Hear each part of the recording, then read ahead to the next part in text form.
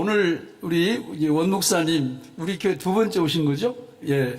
또 오늘 이번에 오실 때는 또 귀한 책을 여기 참석하시는 가정당 하나씩 다 주신다고 해가지고 원래 우리가 사야 되는데 너무 또 감사드리고 또 직장 사역에 있어서 평생을 거기에 헌신하시고 또 연구해 오신 분이시기 때문에 우리가 이제 직장 생활할 때 또 사업 경영할 때 구체적인 그 노하우 이런 것들을 굉장히 많이 이렇게 성경적으로 얻으실 수 있으실 거예요. 우리 기대감이 있습니다. 우리 목사님 나오실 때 우리 할렐루야로 환영해 드리고 우리 말씀 듣겠습니다. 자, 할렐루야.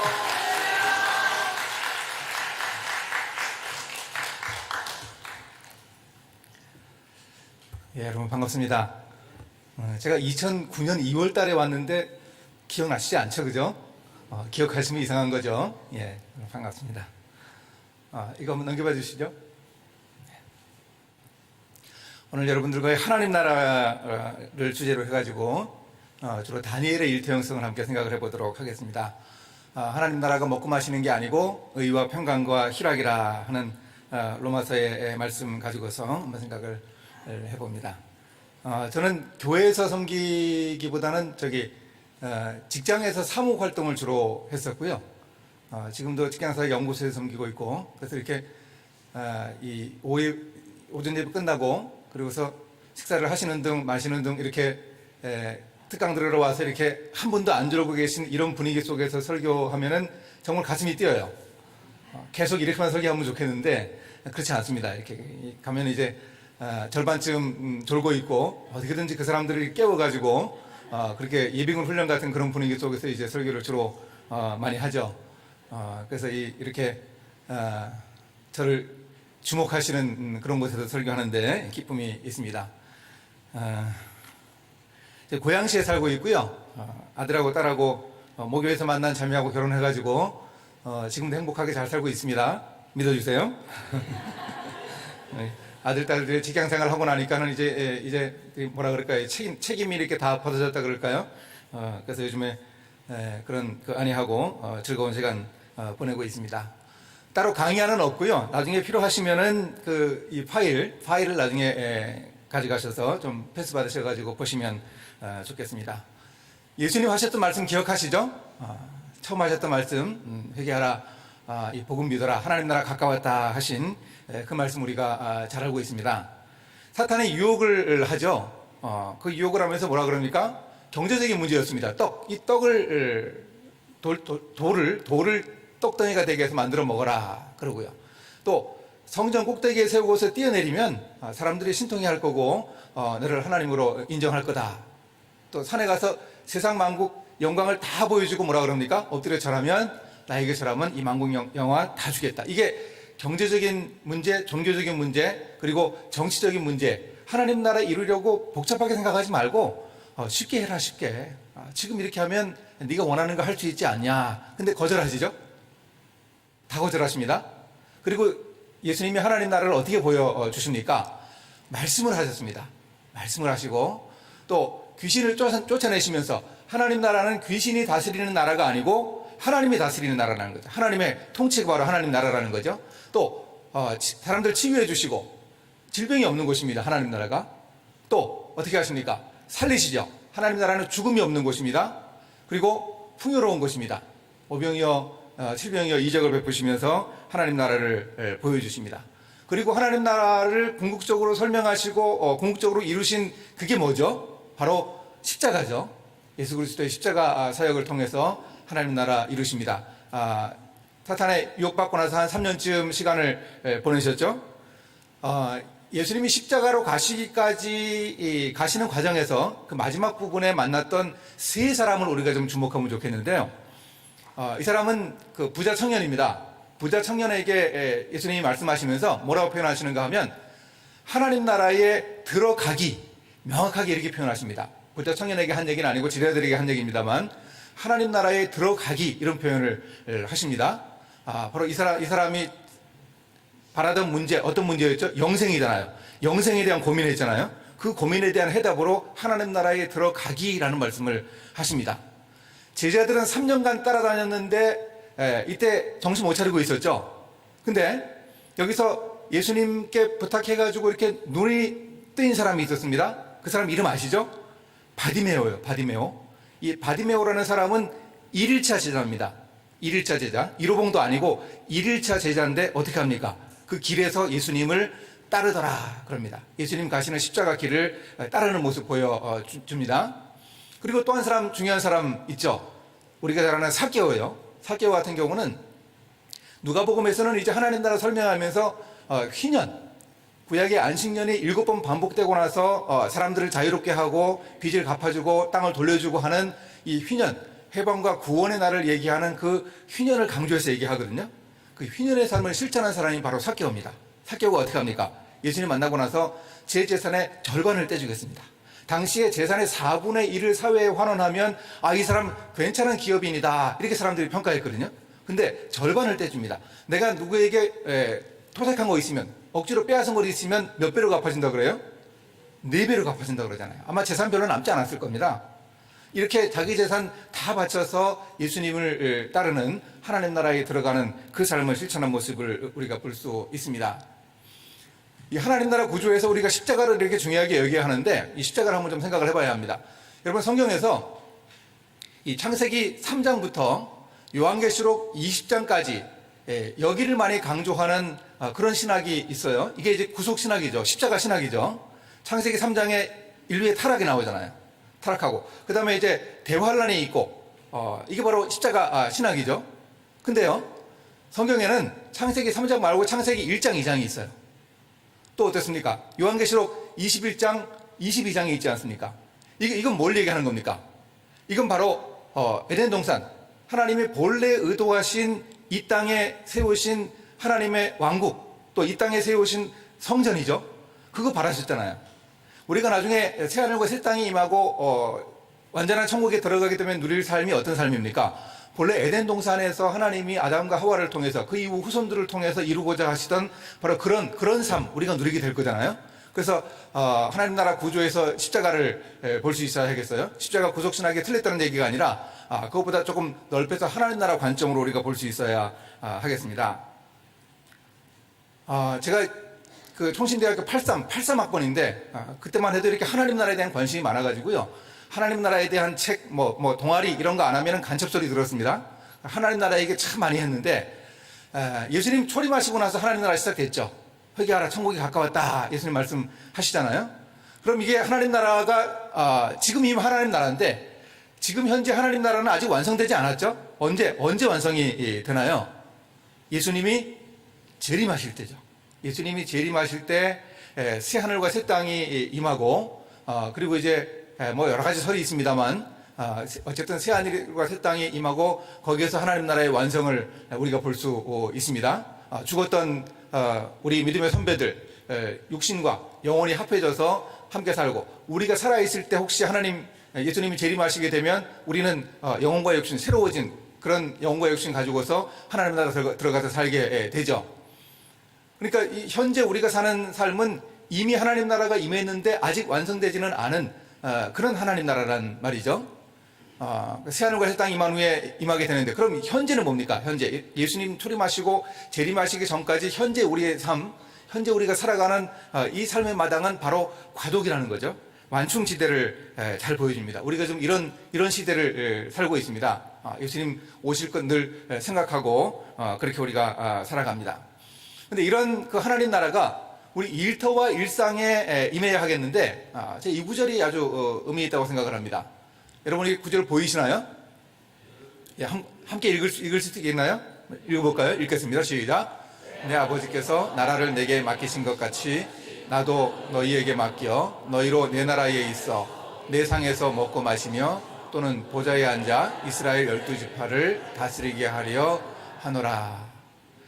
여기서 장차 임할 하나님 나라에 대해서 예수님이 말씀하시는데 비유가 있고 자세하진 않습니다만 틀림없이 너희에게 맡겨 그러시죠. 다스리게 그러십니다. 어떤 리더십이 있는 걸 알 수 있겠고 또 거기에도 먹고 마시는 그런 일상이 있습니다. 장차임을 하나님 나라에 이런 게 있다 하는 걸 이제 우리가 보여주죠. 우리 일터와 일상에서 하나님 나라를 우리가 어떻게 찾고 어떻게 느낄 수 있는가, 이거 오늘 우리가 좀 생각을 해보려고 합니다.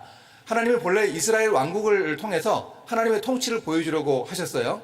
하나님 나라는 하나님의 통치이기 때문에 이걸 보여주려고 하셨는데 이스라엘이 실패하지 않습니까? 우상 숭배하고 하나님의 뜻을 거스르고 그들이 실패합니다. 이 성전은 절대 무너지지 않을 줄 알았습니다. 근데 그 성전이 완전히 무너져 버리고 맙니다. 그 안에 있는 거 모두 다 뺏기고 완전히 성전이 없어져 버렸습니다. 이런 상황 속에서 당시 이스라엘 주변에 있는 나라들, 구약시대의 주변에 있던 나라들을 좀 생각해 보니까 거기에서 이 하나님의 통치를 보여준 그런 사람들이 있더라고요. 어떤 사람들 기억나세요? 이스라엘은 아닌데 주변에 있는 강대국, 당시의 강대국들에서 정치적인 실권을 가지고서 하나님의 통치를 보여준 그런 사람들 있죠. 누구죠? 총리들이 있었죠. 어떤 사람들 기억나십니까? 애굽의 총리였던 누구죠? 요셉 같은 사람이 있잖아요. 또 어떻습니까? 바벨론, 또 메데발살 제국의 페르시아의 총리였던 다니엘 같은 사람이 있잖아요. 또 페르시아에, 우리가 뭐 자세하게 알지는 못하지만 페르시아의 에스더에 나오는 총리였던 사람 있죠. 누구죠? 모르드게. 이런 사람들이 있잖아요. 총리 더 있나요? 더 없죠? 이 사람들이 주변 강대국에서 하나님의 통치, 하나님의 다스리는 것을 보여준 그런 모습을 우리가 확인해 볼 수 있습니다. 자, 여기서 단서를 찾아가지고 우리가 하나님 나라와 일터를 한번 연결해서 거기서 이 사람들이 이방 땅에서 하나님 나라를 어떻게 보여주면서 하나님의 통치를 확인할 수 있었나, 이걸 한번 우리가 좀 확인하면 좋겠습니다. 먼저 요셉을 한번 생각해 봅니다. 예수님이 말씀하시면서요, 저는 예수님이 하신 말씀 속에 이 총리들에 대한 얘기를 통해서 하나님 나라를 하셨을 거라 생각하거든요. 예수님이 하신 말씀, 중요한 말씀이 있죠. 먼저 그의 나라와 그의 의를 구하라. 이 말씀요. 이 말씀을 가지고 한번 생각을 해봅니다. 애굽 파라오가 어느 날 꿈을 꿨습니다. 그 꿈 잘 아시죠? 일곱 개의 이삭들, 소들, 흉한 소가 살찐 소들을 잡아먹고, 이삭도 그렇게 하고요. 2번이나 연거푸 이런 꿈을 꿨습니다. 이때 이제 어떻게 합니까? 술 마신 관원장이 추천하죠. 요셉을 추천해서 요셉이 불러 올려줍니다. 감옥에서 정확하게 판단합니다. 7년 풍년이 있을 것이고, 그리고 7년 흉년이 있을 것입니다. 그리고 여기까지만 하면 됐는데, 해몽만 하면 됐는데 해결책을 제시합니다. 사람들을 뽑아서 창고를 지어서 곡식의 20%를 거두어서 잘 저장하십시오. 그렇게 하면 망하지 않을 수 있습니다. 구체적인 해결책을 제시합니다. 칠풍칠용 대비 애굽 제국 서바이벌 프로젝트라는 멋진 기획안을 제시했습니다. 자, 근데요, 이렇게 생각해 보세요. 지금 이 파라오가 범민하잖아요. 애굽 파라오가 지금 범민하고 있는 상황에서 요셉 자신은 참 이 세계 지도자의 그 범민에 집중해서 그 문제를 풀어내는데, 요셉 자신을 한번 생각해 보세요. 요셉 자신은 참 고민스러운 상황이었죠. 당시 요셉의 나이가 30살이었거든요. 30살인데 요즘 우리 시대 젊은이들 문제와도 마찬가지죠. 젊은이들이 고민하는 게 어떤 게 있나요? 어떤 고민하나요? 직업 문제 고민하죠. 그죠? 직업 문제 고민. 또 하나 고민은 뭡니까? 결혼 문제잖아요. 그죠? 가정을 이루는 문제. 이 두 가지 가지고 고민하잖아요. 당시 요셉의 상황을 생각해 보세요. 나이 30살인데 변변한 직업도 없어요. 감옥에서 일복은 있어가지고요. 거기서도 간수가 하는 일, 온갖 일 다 합니다. 어딜 가나 그랬어요. 요셉 별명이 어딜 가나 총무였거든요. 집안에서도 그러고, 감옥에서도 그러고, 나중에 이제 총리가 되긴 합니다만, 그런 상황이었습니다. 그리고 결혼 정년기가 지났을 수도 있는데 결혼하지 못했잖아요. 가정을 이루지 못했잖아요. 자기가 정말 고민스러웠어요. 자기는 정말 고민스러웠어요. 근데 하나님의 뜻에 따라서 세계 지도자의 고민에 집중하다 보니까 어떻게 됐습니까? 하루아침에 고민이 해결됩니다. 하루아침에 총리가 되잖아요. 직업 문제가 해결됐습니다. 또 애굽 제사장 모디바라의 딸 아스낫하고 결혼을 하게 합니다. 파라오가 중매를 섰어요. 그래가지고 결혼을 합니다. 하루아침에 문제가 해결되죠. 여러분이 요셉의 이 상황을 보면서 자기는 고민 많은데 자기 고민에 집중하는 게 아니라 세상의 고민에 집중하다 보니까 문제가 해결됐다. 예수님이 하신 말씀 떠오르지 않으세요? 어떤 말씀? 중요한 말씀이죠. 산상수훈에 나오는. 제가 아까 말씀드렸는데 뭐죠? 그렇죠. 예, 잘하셨습니다. 너희는 먼저 그의 나라와 그의 의를 구하라. 우리가 이 모든 것 앞에서 뭘 먹을까, 뭘 마을까, 뭘 입을까, 요즘 우리 같으면 어디서 살까, 어떤 직업을 가질까, 누구와 결혼할까, 이런 문제 고민해야죠. 고민 안 할 수 없습니다. 근데 그 우선순위에 있어서 도대체 뭘 우선순위에 둘 건가 생각을 해야 됩니다. 내가 취업을 해야 된다. 내가 아파트를 갖다가 갈아타야 한다. 새 차를 구입해야 한다. 가만히 생각해 봐야 돼요. 내 인생의 우선순위를 가만히 생각해 봐야 됩니다. 어떤 목적, 어떤 이유 때문에 그러는가 가만히 생각을 할 수 있어야 하겠습니다. 또 요셉은요, 창고를 잘 운영한 사람이죠. 7년 풍년 동안 곡식을 잘 저장해가지고 이제 흉년이 2년 끝나고 났는데 애굽 사람들은 그동안 모았던 곡식 다 먹고 집, 논밭, 돈, 짐승 다 팔고 자기들 몸까지 노예가 돼버렸어요. 흉년 2년 끝나고 나니까 애굽 전국을 완전히 평정해버렸어요. 요셉이. 이게 도대체 어떻게 된 걸까요? 요셉의 창고에 어떤 비밀이 있을까요? 이거 우리가 생각해 봐야 됩니다. 물론 이제 요셉이 곡식을 저장한 이 일은요, 규모의 문제긴 해요. 당시 사람들은, 애굽 사람들은 자기 집에 창고 혹은 농협 창고 이 정도 되는 규모로 곡식을 저장했겠죠. 근데 요셉은 국가적인 사업으로 했습니다. 여러분, 곡식 저장할 때 중요한 요인이 뭐죠? 뭘 막아야 하는지 아십니까? 습도. 요즘 장마철에 이 습도요. 습도하고 온도를 잘 조절해줘야 돼요. 그래야 곡식 저장할 수 있거든요. 이거를 국가 사업으로 체계적으로 해냈습니다. 요셉이 바로 그거 했습니다. 그러면 요셉이 그 일을 했는데 요셉 인생의 이력에서 창고를 운영해 본 경험이 있을까요? 없습니까? 제가 찾아볼게요. 어린 시절에 할아버지 이삭 때 농사를 지어가지고 100배의 소출을 얻었어요. 당시 50배 소출을 얻으면 풍년이라고 했습니다. 근데 100배의 소출을 얻었으니 풍년의 2배잖아요. 곡식 저장했겠죠.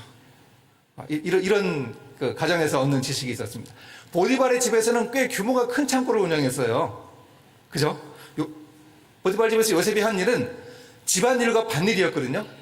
왕에게 봉터를 받아서 전쟁 나가 이기고 돌아오면 봉터 받아서 노예들을 활용해서 농사 지어가지고 적절한 시기에 유통해서 돈 버는 그런 일을 했거든요. 이 창고를 잘 유지하고 경험해 봤습니다. 또 하나 요셉 인생에서 별로 도움이 안 될 것 같은 감옥생활, 여기에서는 어땠을까요? 감옥생활은 요셉 인생에서 쓰레기통이었을까요? 그렇지 않았습니다. 요셉이 감옥에 갇혀 있을 때 거기 들어온 사람들이 좀도둑들이었습니까? 아니었습니다. 애굽 파라오의 측근 신하들이 들어왔어요. 술 맡은 관원장, 떡 굽는 관원장, 이런 사람만 들어왔을까요? 이런 사람 들어오지 않았을까요? 농림축산식품부 장관, 식량기획관, 이런 사람 들어오지 않았을까요? 감옥에 앉아가지고요, 애굽 궁궐이 어떻게 돌아가고 있는가, 사람들 들어왔다 나가고 어떤 사람 죽고 복직하고 이러면서 궁궐에서 일어나는 그 모든 일들을, 그 고급 정보들을 요셉이 감옥에서 다 들었죠. 애굽의 그 일어나는 일들을 감옥 안에서 다 들을 수 있었습니다. 이런 창고의 경험이 있습니다. 자, 이렇게 해가지고요, 근데 기근이 일어났을 때, 여러분, 제 인생에서 정말 가장 그 임팩트가 강하게 저를 사로잡은 구절이 바로 이 구절입니다. 창세기 41장 56절. 요셉이요, 애굽 사람들 돈 가진 거 없는데, 더 이상 돈 받고 팔 수도 없는데 곡식 창고를 열어가지고 애굽 백성들에게 팔았대요. 절대로 애굽은 곡식을 공짜로 나눠주지 않았어요. 흉년이 5년 남았는데 그 기간 동안에 곡식을 계속 팔았어요. 봄이면 곡식 나눠주고요. 이거 가지고서 식량도 하고 파종해서 어떻게 되든 간에 농사를 지어서 20%는 소출로 바쳐라. 당시 소장농에게 50% 받았거든요. 그러니까 20%면은 괜찮은 거죠. 그죠? 이런 법을 세워가지고서 곡식을 계속 팝니다. 형들이 애굽에 내려왔을 때 형님들 잘 내려오셨습니다. 앞으로 5년 동안은 기경을 해도 소용없습니다. 잘 오셨습니다. 자기 입으로 얘기합니다. 근데 계속 농사 짓게 합니다. 곡식을 계속 팝니다. 구휼미가 아니었어요. 공짜로 나눠준 게 아니고 곡식을 계속 팔았습니다. 그 이유가 뭘까요? 여러분이 요셉이 이렇게 했던 이유가 뭘까요? 저는 이 요셉이 이렇게 했던 중요한 이유 2가지가 있다고 생각합니다. 첫째로 경제적인 이유. 만약에 5년 동안 애굽 백성들이 곡식을 공짜로 먹고 살면은요, 그러면 흉년 7년 끝난 후에 애굽 경제를 회복시키는 게 너무 힘들어요. 왜요? 공짜로 5년 밥 먹어보십시오. 무기력의 학습이라 그러죠. 일할 의욕이 안 생겨요. 여러분 한 5년 놀아보셨어요? 5년까지는 아니고 한 2년 놀아보셨습니까? 그 일하는 그 기간을 회복하는 게 정말 힘들어요. 쉽지 않습니다. 바로 그거 요셉이 알았습니다. 또 하나 영적 의미요. 요셉은 이렇게 곡식을 파는 이 비즈니스를 통해서 세상을 구원했습니다. 여러분, 이게 여러분에게 정말 고무적이어야 합니다. 저는 목사잖아요. 목사가 여러분, 우리가 세상을 구원하기 위해서 여러분 목회 현장으로 오십시오. 저는 그렇게 얘기하지 않습니다. 여러분 웬만하면 좀 오시 마십시오. 그래서 저도 좀 먹고 삽시다. 그러면서 좀 안 오셨으면 좋겠어요. 여기 충분하니까 여러분의 비즈니스 현장에서 세상을 구원하십시오. 요셉 보세요. 여러분 요셉은 생애가 성경에서 꽤 길게 기록된 사람이죠. 랭킹으로 따지면 10위 안에 들어갈 거예요. 창세기 37장부터 50장까지 꽤 길어요. 근데 요셉이 기도를 했다, 말씀을 받다, 제사를 지냈다, 뭐 이런 얘기 성경에서 보신 적 있으세요? 혹시 그런 거 있으면 좀 알려주세요. 제가 하도 없다고 말해가지고 거짓말이 될 테니까. 근데 없는 것 같아요. 안 했을까요? 했을 거예요. 근데 그런 얘기 기록 안 씁니다. 그럼 뭐 기록합니까? 눈 뜨면 여기저기 우상이 득실거리는 그런 세상의 삶의 현장에서 또 가정에서 겪는 갈등, 이런 우리 삶의 현장이에요. 가정과 일터에서 겪는 그 삶의 현장에 대한 그 기록하고 있잖아요. 그죠? 근데 그 상황 속에서 세상을 구원할 수 있다 하는 얘기죠. 바로 이런 요셉의 중요성을 우리가 잘 이해하겠습니다. 요셉이 애굽 파라오 앞에 서가지고 했던 얘기를 우리가 생각해 봐야 되겠는데, 바로 앞에 서가지고요, 요셉이 하나님이라는 신의 이름을 갖다가 5번이나 얘기하더라고요. 5번. 여러분이 5번, 이건 중요한 거예요. 5번. 그러잖아요. 별이 5개, 장수 돌침대. 그러잖아요. 별이 5개라고요. 5개. 5번씩이나 얘기를 합니다. 근데 지금 이 요셉이 깃발을 올리고 있는 건데, 파라오가 어떤 존재인가 하면은요, 파라오가 어떤 존재인가 하면 하늘 위의 땅과 하늘 아래 땅, 이게 그 애굽 사람들의 세계관이에요. 거기에 주인이에요. 태양신 라의 아들이에요. 태양신의 신의 아들인데 사람이기도 하고 신이기도 해요. 여러분, 이런 존재 우리 성경에도 있죠. 우리 기독교에도 있죠. 예수님요. 예수님이라고 생각하면 딱 맞아요. 그런 존재가 파라오예요. 근데 그 존재 앞에서 하나님이라는 생전 들어보지 못한, 자기가 믿는 저 변방에 한 70여 명 되는 사람들 믿고 있는 그런 하나님이라는 이름을 5번이나 얘기하더라고요. 한두 번도 아니고. 이거 제정신이에요? 살아남으려고 그럽니까? 근데 여러분, 이건 참 중요합니다. 요셉의 칠풍칠흥 대비 애국 제국 서바이벌 프로젝트를 듣고 나서요, 애국 바로가 뭐라 그럽니까? 이와 같이 하나님의 영에 감동된 사람을 우리가 어찌 찾을 수 있으리요? 가만히 여러분 생각해 보세요.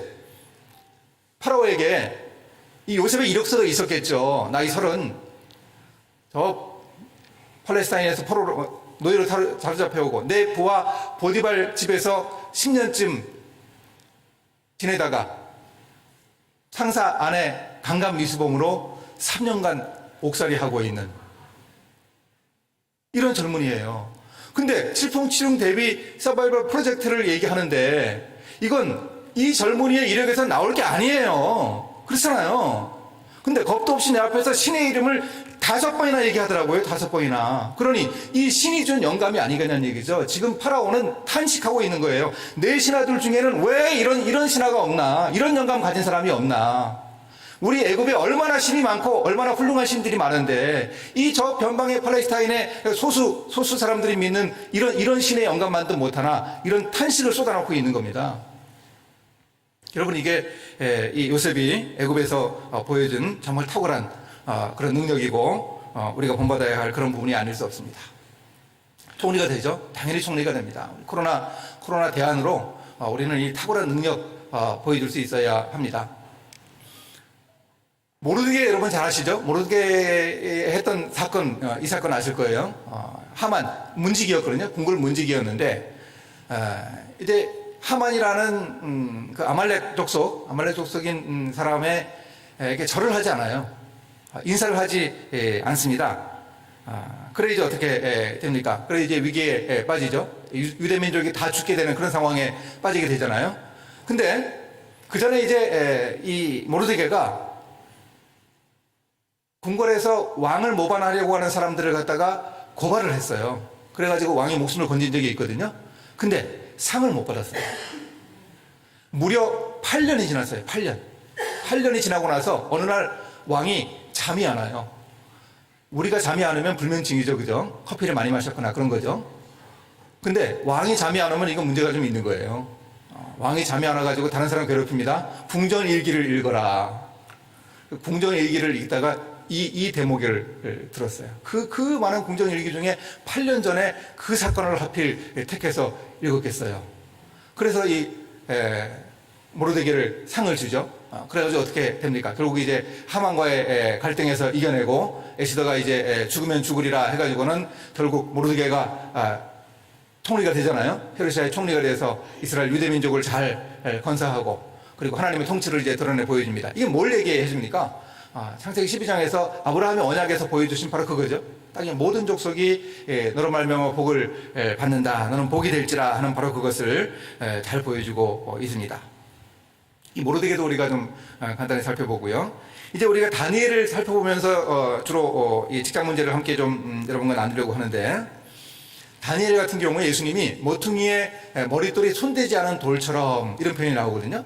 이게 이제 다니엘 2장의 상황을 얘기하는 거죠. 그 신상 기억하시죠? 금, 은으로 되어 있고, 동으로 되어 있고, 철로, 진흙으로 되어 있는 이 신상에서 이제 바로 인자 같은 이, 인자, 사람의 아들, 이게 이제 바로 이 땅에 내려오시는 하나님의 아들을 얘기하는데 이게 예수님이 이제 나는 인자라고 표현하시는 바로 그걸 얘기하는 거죠. 그래서 그 나라는 멸망하지 아니할 것이니라 하는 이런 모습을 이제 보여줍니다. 이런 그 계시적인 묵시적인 이런 부분에서 예수님 말씀 속에 하나님 나라의 모습을 다니엘을 통해 확인할 수 있고요. 우리가 이제 집중적으로 생각해 볼 거는 바로 이제 일터의 상황에서 다니엘이 어떻게 했는가. 착한 행실도 하나님께 영광 돌리게 하라 하는 이제 이런 모습인데 착한 행실을 이제 어떻게 할 건가 이걸 이제 살펴보면 좋겠습니다. 사자굴에서 살아나온 후에 이 다니엘이 사자굴에 살아나온 후에 하나님이 자기가 하나님을 믿었다, 자기의 하나님을 믿었다고 하는 바로 그게 이제 그 다니엘 6장에서 얘기하는 다니엘의 스미한 비결이거든요. 이 비결이 도대체 어떻게 가능할까 하는 것을 우리가 한번 생각을 해봅니다. 다니엘은 정체성의 위기를 겪습니다. 볼모로 포로로 잡혀갔을 때 그때 이제 궁궐 안에서 이름이 바뀌죠. 다니엘, 하나냐, 미사엘, 아사랴. 더 많은 유대 소년들이 있었을 거예요. 네 소년을 얘기하는데 이름이 바뀝니다. 이름이. 근데 이름의 뜻이 있어요. 다니엘, 하나냐, 미사엘, 아사랴 공통점이 있죠, 그죠? 이 사람들 한국 사람이에요. 그 이름이 다 세 글자죠. 이름이 공통점이 있어요. 뭐죠? 끝이 L과 야로 끝나잖아요. 다니엘, 하나님은 나의 재판관이시다. 하나냐, 여호와는 나의 도움이시다. 미사엘, 하나님과 같으니 누구인가? 이런 좋은 뜻, 신앙적인 뜻을 담고 있어요. 이름 바뀝니다. 벨드사살, 사드락, 메삭, 아벳느고. 벨드사살, 바벨론 만신전의 최고신의 이름이 마르뚝신, 벨신이에요. 벨신. 벨신이 가장 총애하는 왕. 이게 다니엘에 바뀐 이름입니다. 여호와는 나의 재판관이시다, 심판자이시다. 이런 이름의 뜻에서 벨신이 가장 총애하는 왕이다. 이거 정체성의 위기잖아요. 나 그렇게 부르지 마십시오. 그렇게 요구해야죠. 요구했을지도 모르겠어요. 근데 받아들여질까요? 안 될 거예요. 그죠? 이거 의무로 감당해야 할 부분이에요. 볼모로 잡혀갔는데요. 그렇게 부르겠다는데 어떻게 하겠어요? 또 바벨론 학문 배웠죠. 비문을 해석하고 수메르어, 아카드어 이런 그 서령 문자로 된 그런 언어 배워가지고 열심히 했겠죠. 물론 대안학습 했겠죠. 그 사람들이 하는 점치는 것만 했겠습니까? 열심히 기도하면서 어쨌든 그들보다 탁월한 능력을 가졌어요. 이렇게 이름이 바뀌고 학문을 배우는 것은 이건 의무로 감당해야 할 부분이었습니다. 그렇죠? 근데 음식 먹는 문제가 있었습니다. 짐이와 포도주, 고기와 술이겠죠? 이 음식을 거절합니다. 이건 뭔가요? 이것도 의무라고 할 수도 있죠, 그죠? 근데 이건 사실 권리잖아요, 권리. 그들에게 주어진 특권이잖아요. 여기서 우리가 세상 속에서 이 정체성을 드러내는 중요한 방법 한 가지를 확인해 볼 수 있습니다. 우리는 의무를 다해야 돼요. 의무를. 그리고 권리를 포기할 수 있어야 돼요. 여러분, 이거 거꾸로 하면 안 됩니다. 권리는 다 찾아먹고 의무는 소홀히 하잖아요. 안 믿는 사람들이 일터에서 그런 우리를 보고 뭐라 그럴까요? 얌체라 그럽니다. 얌체. 한국 기독교 교회 협의회인가요? 뭐 어디에서 5년마다 한 번씩 하는 설문조사에서 이 종교를 포기한 사람들 중에 3분의 2가 기독교를 포기한 사람이래요. 근데 기독교를 포기한 그 이유가 뭐냐 그렇게 물어봤더니 기독교인들이 너무 이기적이래요. 심각한 문제입니다. 혹시 나중에 다시 종교를 가지게 되면 어떤 종교를 가지겠느냐? 천주교, 불교, 유교, 그 다음에 기독교래요. 예, 여러분 어떻게 하면 좋습니까? 코로나 시기 지나면서 그게 더 심각해져 버렸잖아요. 이런 상황에서 우리는 우리 정체성을 드러낼 때 잘해야 합니다. 우리 의무를 다하면서 권리를 포기할 수 있어야 합니다. 우리는 세상 속에서 격리가 되면 안 돼요. 구별돼야 돼요. 빠지라 그러면 안 되고요. 도망가려 그러면 안 되고 함께 있으면서 구별돼야 돼요. 함께 있으면 동화되기 쉽잖아요. 동화되지 말고 적응해 나가야 됩니다. 말은 참 잘해요. 그죠? 목사들이 원래 말은 잘해요. 말은. 개념은 확실하잖아요. 멋있어 보이잖아요. 근데 이대로 살아가는가 한번 생각을 해보세요. 이거 쉽지 않죠. 그죠? 저도 고민 많았어요. 설교만 한 번 하면 되는 거 아니더라고요. 강의만 한 번 하면 되는 거 아니더라고요. 직장인들하고 함께 지내다 보니까 직장인들이 자주 쓰는 말을 제가 듣고서 제가 그 말을 채택을 했어요. 대안이라는 단어예요. 대안.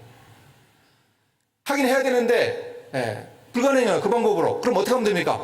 대안으로 하면 돌아가면 되잖아요. 돌아가면 날아가면 되잖아요. 땅 파고 가면 되잖아요. 천천히 가면 되잖아요. 그렇죠? 이런 대안을 세우는 게 중요합니다. 여러분, 일터 문화 속에서 이 대안을 세우는 거, 회식 자리도 우리가 이 회식을 할 때 회식의 본질을 잘 알아야죠. 뭐 즐겁고 서로 알아가고 축하하고 격려하고 송별하고 환영하고 그런 자리잖아요. 그런 자리에서 자꾸 빠지려 그러면 안 돼요. 거기서 그렇다고 술자리에 본질에 충실한다고 같이 술 마시면서 같이 지내면은 격리는 안 됐지만은 어떻게 된 겁니까? 동화된 거잖아요. 격리도 되지 말고 동화도 되지 말고. 이래서 어려워요. 이래서 술자리 문제가, 여러분 아직까지 크리스천들이 술자리 문제 고민 안 하는 것 같죠? 제가 듣는 상담의 3분의 1 정도는 술자리 문제예요. 아직도 고민 많아요. 이거 어떻게 하면 좋은 거 고민 많아요. 그래서 저는 회식 사역을 좀 하라고 합니다. 회식 사역. 이런 얘기 들어보셨어요? 날라리 목사 틀림없죠, 그죠? 어떻게 이 사역이라는 거룩한 단어를 회식에다 갖다 붙이나. 여러분이 회식 사역, 서울 고척동에 고척교회라고 거기에 청년부 이제 토요일 날에 하는 무슨 학교에 가서 1시간 강의하는데 저를 끝나고서 신도림역까지 픽업을 해주는 청년부의 간사 형제님이 있더라고요. 한 31, 대여섯 대 보는 나이 든 형제가 있더라고요. 이 형제가 연구소 다니는데 그 근처에 있는 기아가 다니나 모르겠어요. 차가 커요. 카니발이에요. 카니발. 자기 차에만 자기 부서 사람들이 다 탈 수 있대요. 그래가지고 자기 차 한 대에다가 한 달에 한두 번씩 있는 회식에 간대요. 근데 쉽진 않대요. 맨정신에 넥타이 매는 거 쉽진 않대요. 근데 자기는 음주를 못하기 때문에 가무에 충실하대요. 그래가지고 뭐 열심히 한대요. 열심히. 저도 군대에 있을 때 이렇게 뭐 할 게 그거밖에 없었습니다. 노래하는 거밖에 없었습니다. 그렇게 하고서 이제 끝나고서 자기만 술 안 마셨으니까 같은 방향 사람만 태워주면 되잖아요. 그죠? 근데 다 태우고 다 데려다 주고 돌아온대요. 2시, 3시, 늦는 날은 4시, 5시, 어떤 날은 샤워하고 출근한대요. 세상에. 근데 이 형제가 그래요. 목사님, 제가 연말이 되면은 기분 좋은 일이 있습니다. 무슨 얘기냐 그랬더니 부서 동료들이요. 우리 한 해 동안 우리하고 놀아주고 우리 대리운전 해주고 집에까지 데려다주는 거 고맙다고 백화점 상품권을 선물한대요. 각자. 이거 받아가지고요. 연말에 부모님하고 목사님한테 그럴듯한 선물을 한대요. 부모님은 기다린대요. 야, 올해 내 빨리 안 주냐? 빨리 좀 기다리세요. 제가 받아야 드리죠. 제가 그 형제의 부서 동료들 마음속에 들어가서 한번 생각을 해봤어요. 이 친구 교회 청년부에서 간상가 뭔가 하면서 퇴근할 때마다 집에 뛰어서 가는데 술자리마다 빠지지 않고 놀아주고 집에 태워주고, 야, 이 친구 정말 고맙다. 예수 믿는 사람이 이 친구만 같으면 나 교회 나가겠다. 이런 마음 아니겠어요? 여러분, 이 백화점 상품권을 10만 원 이렇게 해가지고 이렇게 연말에 이렇게 자기 부서 동료한테 주는 거, 이건 진심이에요. 진심. 이거 진짜예요. 진짜 고마운 거예요. 그렇잖아요. 이 형제가 이 형제를요, 제가 이렇게 조수석에 앉아가지고 안아주고 싶은 충동을 느꼈어요. 정말요. 목사로서 정말 고맙더라고요. 여러분, 회식 사역이잖아요. 회식 사역. 목회 사역도 힘든데요. 회식 사역도 이게 보통 일이 아니고 여기 서울 동안교회에 있는 한 고등학교 선생님은요, 교회에서 그 초청 행사 하잖아요. 초청 행사 하면은 결실이 많은 분이에요. 이분은 이 택배 배달을 전공으로 하는 사람이에요. 택배 배달. 여러분이 이 선생님들이 이렇게 스트레스가 많아가지고요, 이렇게 필름이 끊어지는 분들이 많대요. 무슨 얘기인지 아시죠? 택배 배달하는 거예요. 누가 좋아할까요? 아내들이 좋아하죠, 아내들이. 평소에 이렇게 죄 지은 게 있는 거예요. 우리 교회 행사 있으면 그 전전주쯤에 식사 초대를 한대요. 그러면 이렇게 주스병 들고 온대요. 선물 사가지고 오면 부탁을 한대요. 내일, 다음 주, 그 다음 주에 우리 교회 행사가 있는데 한번 와달라. 그 부탁을 어떻게 거절해요? 평소에 지은 죄가 있는데. 그래가지고 이분은 교회 안에 동료들 전도의 열매가 많아요. 여러분, 이게 착한 일 아닙니까? 이게 예수님이 말씀하신 착한 행실 아니에요? 회식 사역이에요. 회식 사역. 여러분, 이 사역은 정말 중요한 사역입니다. 이런 대안이 중요합니다.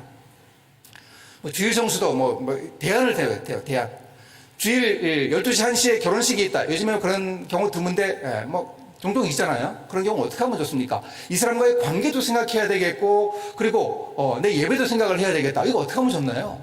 부조만 보낸다. 그것도 대안이긴 한데, 우리에게 일부 예배 드리고 간다. 그거보다 좀 더 좋은 대안은 없을까요? 미리 찾아가는 겁니다. 주중에 미리 찾아가 축하하는. 제가 해봤는데요, 거리가 멀면 멀수록 반가워해요. 그리고요, 잊어버리지 않아요. 2, 3년이 지났는데 만난 자리에 그때 우리 집 큰일 있을 때 와준 거를 기억하더라고요. 세상에. 이게 기억이 나는 거예요. 기억이 나는 거예요. 미리 주일날 못 온다고 미리 찾아온 사람 기억이 나더라고요. 이게 이런 대안을 세워오는 겁니다. 고사 이런 거 없을까? 아직도 많습니다. 고사 이게 많습니다. 여기 대전 LG 생활과학연구소 수훈제를 지낸대요. 실험동물 12,000마리를 희생시키는데 그럴듯하게 짐승의 영혼을 달래는 수훈제를 지낸대요. 신우 회장, 그 신우 회장인 분 팀장인데, 당신은 왜 당신 팀에서 이 짐승들 가장 많이 죽이는데 왜 여기서 절 안 하냐? 절 좀 해라. 저기 대우조선에 거기는요, 이 안전기원 고사를 지내고 무당들을 불러다가 구술한대요. 이제 거제도에 있는 무당들은, 이제 영암원 무당들은 다 불렀고 육지에서 부른대요. 그러면서 저보고 교회에서 하는, 그 기독교인들이 하는 안전기원 예배 설교를 하러 오라 그래가지고 가만히 생각을 해보면 부하가 나더라고요. 거기 한 5시간 반 이렇게 걸려가지고 버스 타고 내려가고 다음날 또 아침에 일정이 있어가지고 10시 반차 타고 또 올라와야 했거든요. 그리고 차 표 끊어놓고 앉아가지고 회장님한테 얘기를 했어요.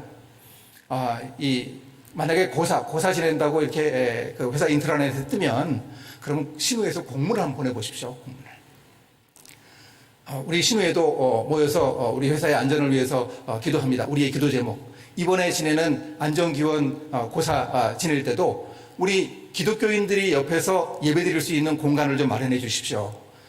국장 할 때 기독교, 천주교, 또 불교, 원불교 네 종교가 차례대로 하듯이 천주교 신우회도 할 수 있으면 하고 불교 신우회도 할 수 있으면 하고 이렇게 합시다. 이렇게 한번 제안을 해보라 그랬어요. 이 얘기를 받아든 총무팀, 비서실에서 이거 받아보고서 그래야 되겠다 이런 생각이 들까요? 아닐 거예요. 웃기는 소리 한다 그럴 거예요. 귀신 씨나라 까먹는 소리 하지 말라 그럴 거예요. 근데 여러분, 일터는요, 회사는 잘 몰라요. 리더십 바뀌고 뭐가 상황이 달라지면 안 되는 것도 되고 되던 것도 안 돼요. 여러분, 일하시는 분들 제 말 맞죠? 맞을 거예요. 조그만 중소기업이나 그렇지 큰 회사가 그런가? 아니요. 큰 회사가 오히려 더 그러더라고요. 더 자꾸 찔러보라 그랬어요. 있을 때마다 계속 찔러보라 그랬어요. 그럼 공무제적으로 넘어간 거예요. 기독교 신우회에서는 굿하는데 옆에서 예배드릴 의향이 있는데 거절은 누가 있어요? 저쪽에서 거절한 거 아니에요. 혹시 만약에 나중에 허락을 하면 이번에는 그 굿하는데 옆에서 예배드리고 설교할 목사를 찾기가 힘들 겁니다. 그때 저를 다시 한번 부르십시오. 그랬어요. 한 7, 8년 지난 것 같은데 아직까지 연락이 없어요. 그래서 공문 보냈는지 어땠는지 모르겠는데, 여러분, 이게 대안이에요. 대안. 이런 대안을 만들어서 자꾸 노력하다 보면은요, 이게 가능할 수 있습니다. 이런 노력을 우리가 기울여야 하겠습니다. 또 다니엘은요, 일종의 직장 선교의 신우의 역할을 했는데 사명이 생겼어요. 느부갓네살 왕이 꿈꾸고 나서, 아까 그 신상이요, 꿈꾸고 나서 꿈 얘기를 안 해줘요, 세상에. 꿈 얘기 안 해주고서 이거 풀어라 그럽니다. 이거 어떻게 하면 좋습니까? 말도 안 되는 얘기잖아요. 근데 이 상황에서 이 사명이 생겼어요. 그래서 이제 어떻게 하는가 하면 집으로 갔대요. 집으로. 다니엘이 하나냐, 미사엘, 아사랴가 있는 집으로 돌아갔대요. 이 집으로, 이거 정말 중요해요. 얼마나 중요하면은 그런 제목의 영화가 다 나오겠어요. 집으로. 정말 중요한 얘기입니다.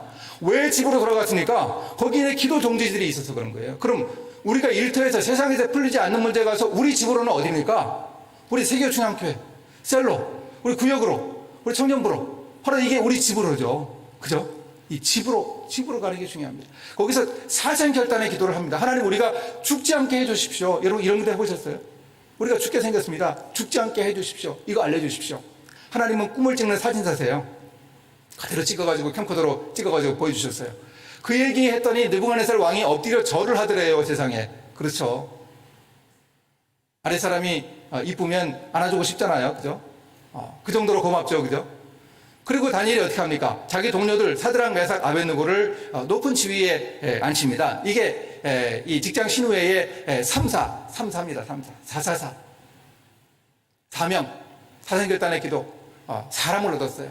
함께할 사람을 얻었습니다. 444는 장례식장 전화 오는 거 아니고요. 바로 이 직장 선교사의 코드입니다.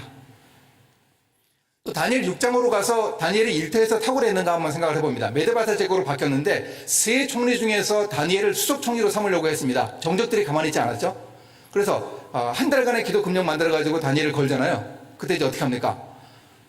다니엘이 기도하잖아요. 기도합니다. 그래서 사자굴에 들어가게 됐는데 다리오 왕이 어떻게든지 늦춰보려고 다니엘을 살려보려고 애를 쓰다가 다니엘을 결국 사자굴에 넣었습니다. 다리오 왕이 국법을 어긴 신하 다니엘을 왜 이렇게 살리려고 했을까요? 그 이유가 뭘까요? 도대체 뭘까요? 이유가 혹시 다니엘하고 다리오하고 같은 다시여서 그랬나요? 여러분, 다시가 이게 전주 다시예요. 다로 시작되는 이스라엘의 사실상의 국부 있죠, 그죠? 다로 시작하는 왕이 있잖아요, 그죠? 다윗 맞잖아요. 다윗, 다니엘이 왕족일 가능성이 많아요. 왕족과 귀족의 자제들 중에서 벌목으로 잡아갔거든요. 여러분 진짜로 믿고 있는 거 아니죠? 진짜로 믿으시면 안 돼요. 나중에 질문하라고 했더니 이거 질문하는 분 있더라고요.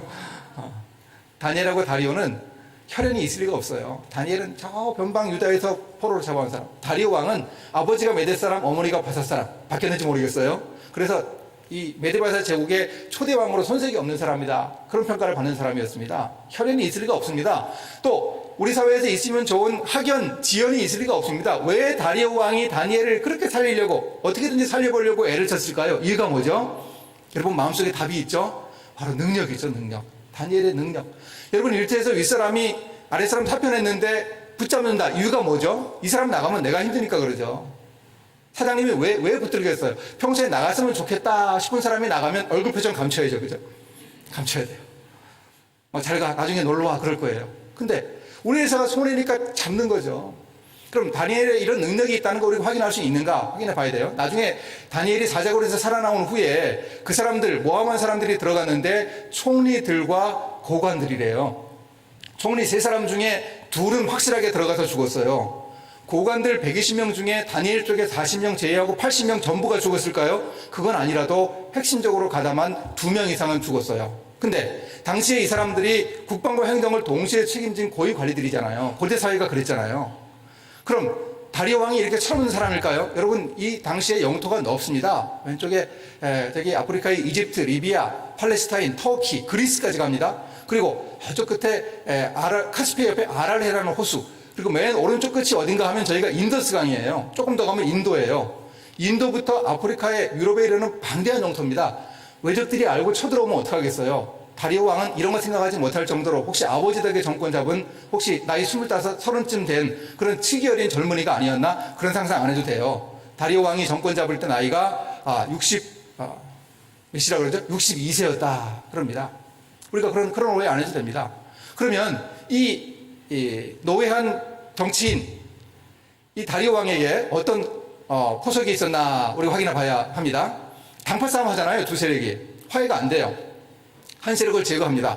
본토박이 이고 다수인 사람들을 갖다가 제거해버리고요. 소수고 이방인인 이 다니엘 쪽을 살리는 이런 정치마당입니다. 살떨이는 정치마당이죠. 이게 진정한 정치 개혁이에요. 그죠? 또 두 번째가 우리에게 중요한데, 정적들을 제거하더라도 다니엘이 가지고 있는 인적 인프라, 그리고 과거에 느부갓네살 왕 밑에서 39년 동안 총리했던 그 다니엘의 높은 경륜, 이런 거 가지고 충분히 대제국의 이 위기를 헤쳐나갈 수 있을 거다, 이런 판단을 했기 때문에 다리오 왕이 그 정적들을 처형할 수 있었다는 거죠. 우리나 믿지, 이거 안 믿어요. 이 일을요.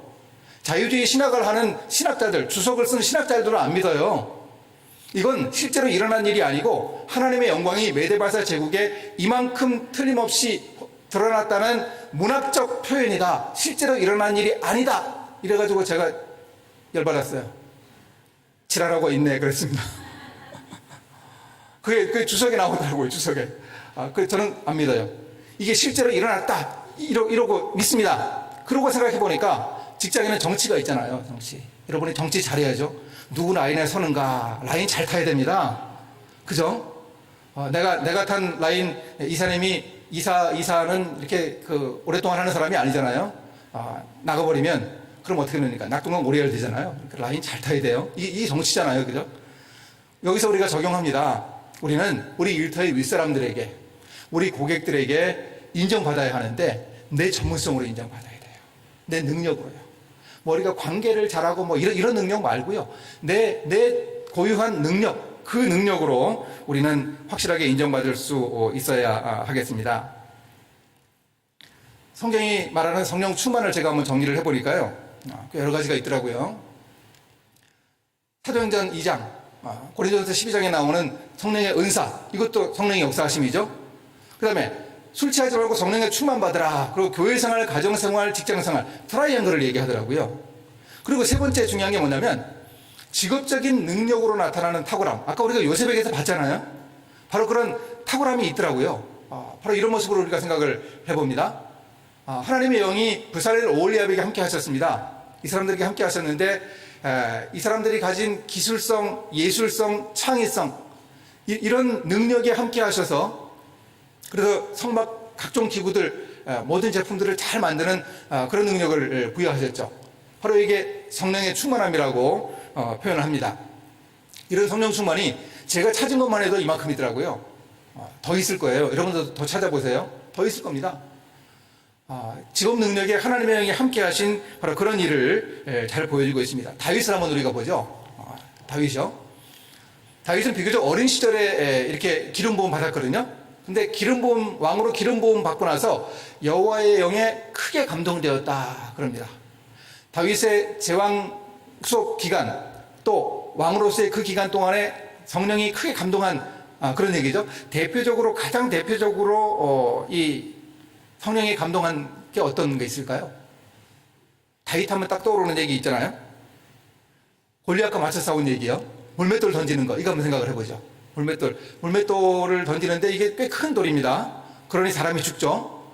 이걸 이제 깡통 돌리기 하듯이 이렇게 돌려가지고 줄 한쪽을 놓는 거예요. 줄 두 개 연결해가지고 돌을 놓고 시속 160km 이상 이렇게 날아간대요. 굉장한 거죠. 이 야구 선수가 빨리 던지잖아요. 그만큼 던지면 그 정도로 빨리 던지는 그런 것입니다. 근데 골리앗과 맞서 싸웠는데 이 싸움에서 성령님이 함께 하셨을 거예요. 그 정확성 또 그 빠르기 한 방에 어떻게 됐습니까? 골리앗의 이마에 맞췄잖아요. 골리앗의 이마를 맞춰가지고 어떻게 됐습니까? 머릿속에 박혔다 그러거든요. 박혔다. 이 얘기 뭡니까? 그 거인의 그 두꺼운 머리뼈를 뚫은 거예요. 뚫었는데 그냥 맞고 튀어나온 게 아니고 박혔다는 얘기는 절반 이상 걸친 거 아니에요.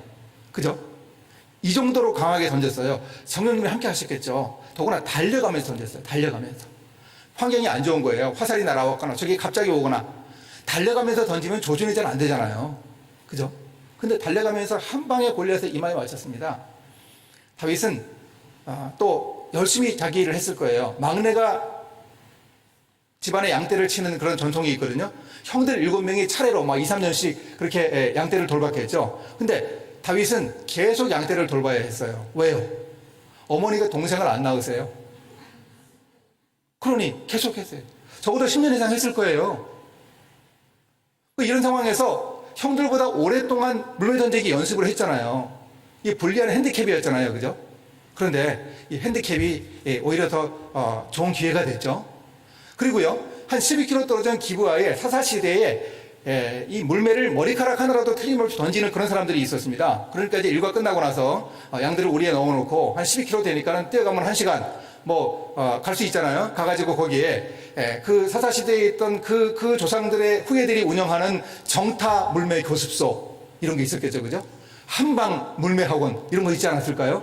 거기 가서 이렇게 이 교육을 받았을 거예요. 왜 이 좋은 기회를 왜 놓쳤겠어요? 고용보험 혜택 받으면서 했겠죠? 그랬을 것 같아요. 얼마나 좋은 기회입니까? 이런 기회 놓치지 않고 이런 지정학적인 그런 이점까지 살리면서 물매 던지기를 열심히 연습했습니다. 여러분, 다윗이 던진 물맷돌은요, 똑같은 게 하나도 없어요. 이해되시죠? 이건 뭡니까? 근데 한 방에 맞췄다는 얘기는 그 돌의 재질, 돌의 크기, 돌의 모양, 바람의 속도, 바람의 방향, 거리 이런 거 맞춰가지고 다윗이 지금까지 연습한 무수한 빅데이터가 있었다는 얘기예요. 그렇죠? 이렇게 열심히 연습했습니다. 성령 충만한 다윗이 골리앗을 무찌를 때 성령이 충만하고 자기가 열심히 연습하고 애써서 바로 이렇게 이랬을 거라 생각해 볼 수 있습니다. 여러분, 우리는 우리 일을 잘할 수 있어야 되는데요. 제가 책을 읽다 보니까 캐나다의 한 교회에 변기 스테인드 글라스가 있다 그러더라고요. 우리 교회는 스테인드 글라스는 없죠. 이렇게 개신교회도 스테인드 글라스 있는 창문에도 있고 앞에도 있는 그런 교회가 있잖아요. 그래서 이제 거기에 변기 모양의 스테인드 글라스가 있다. 토마스 크래퍼라고 하는 1830년대에 태어난 이 교회의 교인을 기리기 위해서 그랬는데, 이 사람이 계량형 그 양변기를 발명한 사람이에요. 여러분이 토마스 크래퍼라는 사람 잘 기억하고 계세요? 그러면 이제 저기 골든벨이 나올지 모릅니다. 하나 맞힐 수 있어요. 근데 이제 제가 이제 검색을 해봤어요. 책에는 이제 그게 어느 교회다 그런 얘기 안 나오는데 인터넷에 검색을 해보니까 저기 캐나다에 있는 한 교회인데요. 성 로렌스 교회인데 이 교회의 강단 앞부분에 이런 스테인드 글라스가 있더라고요. 우리 돈 한 1억 원쯤 들여가지고 큰 교회 아니에요. 시골의 작은 교회예요. 스테인드 글라스를 만들었는데 여기 이 부분인 것 같아요. 이 부분을 확대한 그림이 나오더라고요. 여러분, 여기서 변기 모양의 검은 실루엣을 찾아보세요. 어떤 거죠? 어디에 있죠? 변기 모양의 검은 실루엣 보이시나요? 남자의 머리 위에. 세상에, 이 큰 스테인드 글라스에 요거 하나 만들어 놓고 변기 스테인드 글라스래요. 이거 가사 봤으면 얼마나 실망했겠어요. 근데 홈페이지 안에요, 이런 글이 적혀 있어요. 글로브 메일이라고 하는 일간신문 기자가 취재를 해가지고 가서 한 보도 내용을 요약해 놨는데요. 이 교회에서 새로 스테인드 글라스를 만들면서 1830년대에 태어난 이 교회 교인 토마스 크래퍼에게 주신 성령의 충만함, 성령이 주신 그 창의성을 가지고 계량형 변기를 만들어서 지금까지 수억 명의 사람들에게 얼마나 큰 기여를 하고 얼마나 유익을 주었는가, 앞으로 얼마나 많은 사람들에게 유익을 줄 것인가, 이거 기념하기 위해서 이랬다 하는 얘기를 기록을 해놨더라고요. 사실 여러분, 이렇게 변기 이렇게 수리하고 하는, 우리 식으로 얘기하면 설비일 하시는 분이죠. 꼭 필요한 직업인데 뭐 그런 직업을 존경하거나 그러지 않잖아요. 그죠? 그런 직업 가진 사람을 본인 스스로도 그렇게 생각할 것 같아요. 근데 그 일이 정말 이를 위해서 얼마나 큰 기여를 하는 일이었냐 하는 얘기죠. 의미 있는 얘기입니다. 우리가 하는 일도요, 어떻게 보면 따지고 보면 뭐 대단한 일 아닐 수도 있고 늘 하던 일 반복해서 하는 그런 일일 수 있습니다. 권태 그러잖아요. 권태 우리가 느끼고 우리가 경험하잖아요. 그런 속에서 우리가 하는 일이 이런 의미를 담고 있다는 사실을 우리가 꼭 기억하면 좋겠습니다. 사자굴에서 이제 살아나온 다니엘의 속에서 이제 하나님을 믿은 경건을 한번 생각을 해보면요. 금령 내렸을 때 다니엘은 알았어요. 그죠? 죽을 거 알았습니다. 근데 그 무리들이 다니엘이 자기 하나님 앞에 기도하며 간구하는 것을 발견했다 그럽니다. 6장 11절 아랫부분에 있는 구절은요, 그 무리들, 그 정적들의 관점으로 기록된 겁니다. 그 무리들이 발견했다 그러는데 자기 하나님 앞에 기도하며 간구했다 그럽니다. 왜 이렇게 단어를 반복했을까요? 강조하기 위해서 그랬을까요? 어떤 의미가 있을까요? 신약 성경에도 기도와 간구 이렇게 표현하는 단어가 있죠? 그런 구절이 있죠? 기억나시죠? 아무것도 염려하지 말고 오직 모든 일에, 다만 모든 일에 기도와 간구해라. 감사함으로 하나님께 아뢰라. 평강 주신다 그러잖아요. 저는요, 바울이 빌립보서 4장 6절 7절을 쓰면서 6절 7절을 쓰면서 이 다니엘 6장 10절 11절을 머릿속에 그렸다 생각을 합니다. 왜 그런가 하면 이 단어를 보면 기도와 간구가 반복되고요, 감사한다 그러죠. 그리고 다니엘이 사자굴 속에서 이렇게 기도와 사자굴 속에 들어가기 전에 기도와 간구를 하고 나서 얻은 게 마음의 평강 아닐까요? 하나님 주신 평강을 얻었을 것 같습니다. 틀림없이 그랬을 것 같아요. 이렇게 다니엘이 기도와 간구를 통해서 자기 믿음을 보여주었죠. 이렇게 이 믿음을 보여주다 보니까 놀라운 역사가 일어납니다. 하나님의 영광이 조서를 통해서 드러납니다. 여러분, 우리가 신앙 속에서 믿음으로 살면 하나님의 영광이 공식 조서를 통해서 드러납니다. 다니엘 6장에서 다리오 왕이 하나님을 몇 번 말했을까요? 참고로 다니엘은 한 번밖에 얘기 안 합니다. 하나님 이름을. 물론 다니엘이 많이 얘기하진 않았어요. 근데 다리오 왕이 얘기하는 말 속에 하나님의 이름을 몇 번 말할까요? 제가 5번 아니면 얘기를 안 해요. 5번이요, 5번. 저 변방에 유다에서 잡아온 이 포로가 믿는 하나님, 그 나라 성전 무너지고 나라가 망했잖아요. 그들이 믿는 그 신의 이름을 5번이나 이야기를 하더란 말입니다. 여러분, 이거 참 중요합니다. 하나님의 영광이 이렇게 드러날 수 있다는 거죠. 우리가 다니엘의 경건을 배웁니다. 다니엘은 일터에서 벌어지는 문제를 가지고 기도하더라고요. 1장에도 뜻을 정해서 음식 문제 가지고서 기도하고요. 2장에 사생결단에 기도하고요. 6장에서 기도 금령이 일어날 때 목숨 걸고 기도합니다.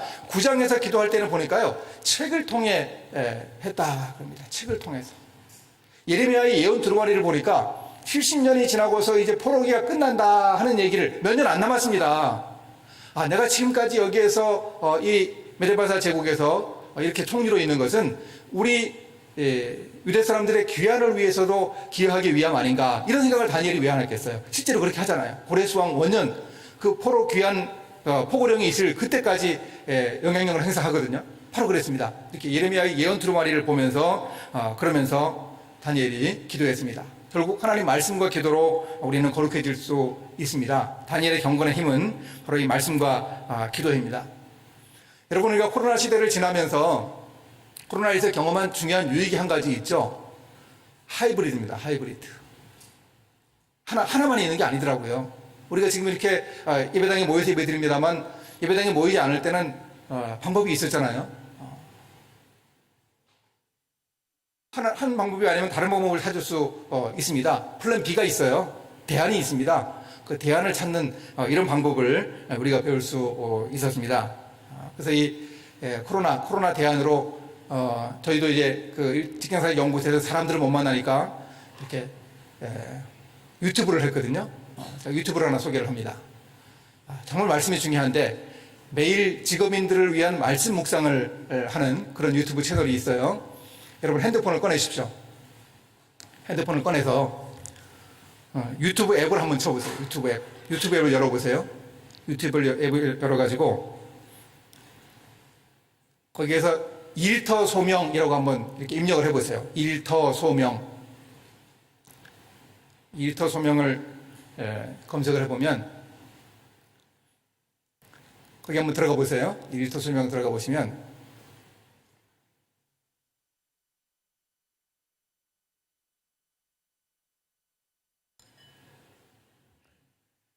거기 여러 가지 있죠. 거기에 채널 있죠. 일터 소명이라고 써있는 채널에 한번 들어가 보시죠.